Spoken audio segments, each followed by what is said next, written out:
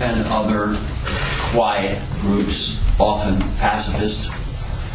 Well, the original Anabaptists were not that way at all. Their first important leader was a firebrand named Thomas Mincer. M-U-N-Z-E-R. But to put two little strokes over the U in Mincer. That makes it not Munzer, but Mincer. Thomas Mincer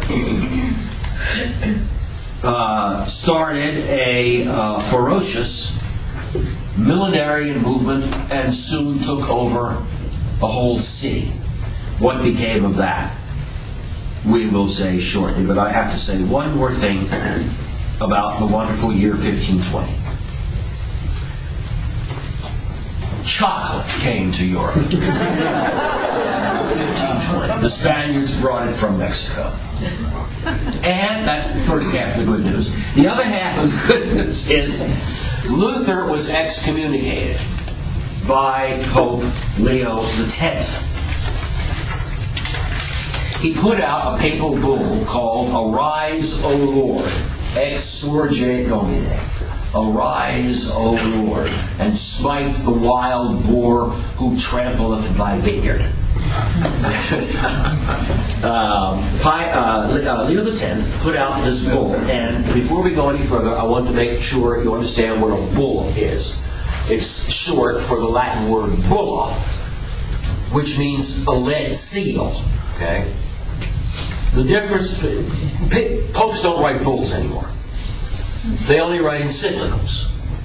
And this is not because, they've gotten, sort of soft. Bulls were addressed to governments.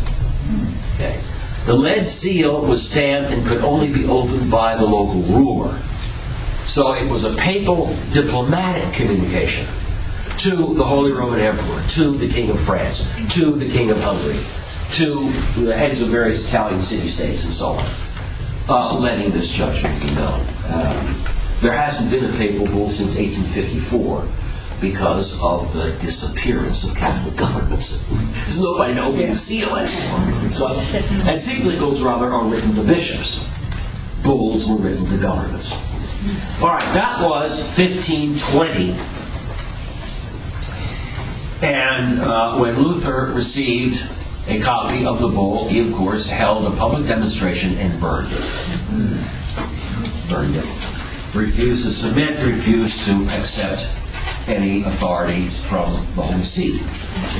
Partly on the basis that he refused to be refuted from anything, by anything, except quotations from the Bible. Okay? Never mind what the church had always held and taught from the first century, the second, the third. Never mind the witness of tradition. Never mind the consensus of the church fathers. He would be persuaded only by what could be quoted from the Old or New Testament itself. Of course, Luther quickly developed his own ideas about what books were in the Old Testament. The first and second books of the Maccabees had to be struck from the canon by Luther, even though those books had been in the church's canon since the canon was finally set in the 3rd century. They were part of the Alexandrian canon. They were printed in the Septuagint, copied in the Septuagint, copied in the Vulgate.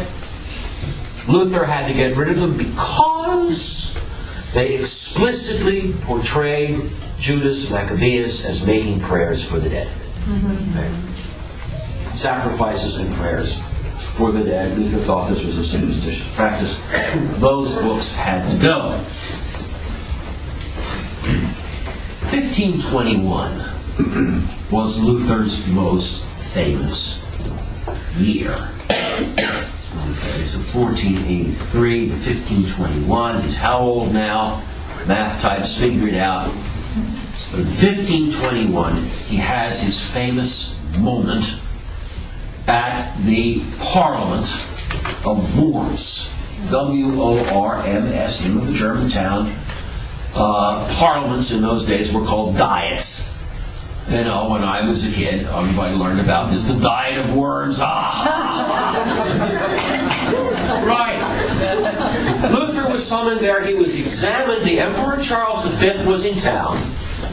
Luther was examined before this little parliament, maintained that he held what he held on the basis of Scripture, and he could not do otherwise. That's his famous "Hier steht," "Here I stand, God help me, I cannot do other." The emperor was not persuaded, and Luther was then imprisoned for a year in a castle called Wartburg. Okay. He wasn't thrown into a dungeon. The Wartburg's a pretty nice place. You can go visit it to this day, study there. While he was in house arrest, whatever you want to call it, at the Wartburg, he got to work translating the New Testament into German. And if you go there as a tourist, you can still see the famous blotch on the wall. That legend says is where Luther threw an ink pot at the devil. The devil appeared to him. Luther chased him out of the bottom of it. I have a somewhat different idea of what exorcism requires, but King did it for him. Pope Leo X died that year, and the Holy See was in weak hands. The next Pope, Adrian VI, reigned for only a year, then died. And so in 1523 we have yet another Pope, Clement VII. Now he stayed around for a while and lived to see a great deal of trouble.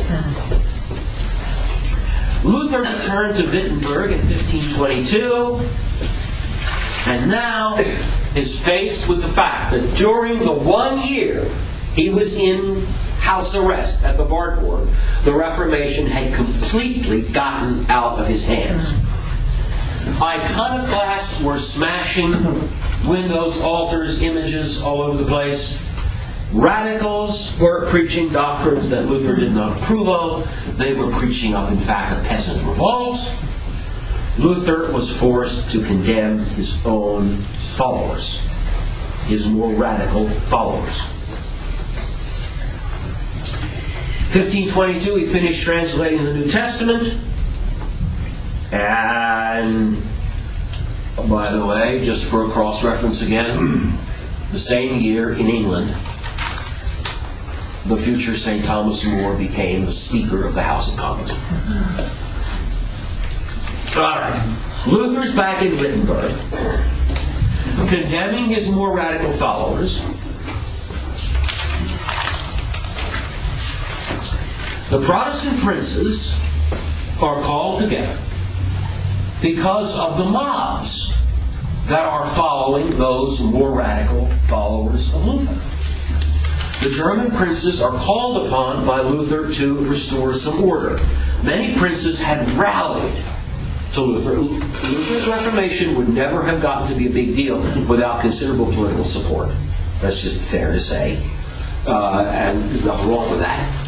But you have to understand, princes had a motive to support Luther because it would give them another measure of freedom of action against the Holy Roman Empire and the upper clergy.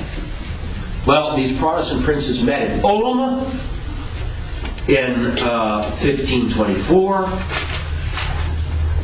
Zwingli, by the way, abolished the Mass in Zurich, the town he had taken over, 1524. The Protestant princes get together and lead a campaign against the Peasants' Revolt. This is the big Peasants' Revolt in South Germany, led by the firebrand Thomas Münzer and others.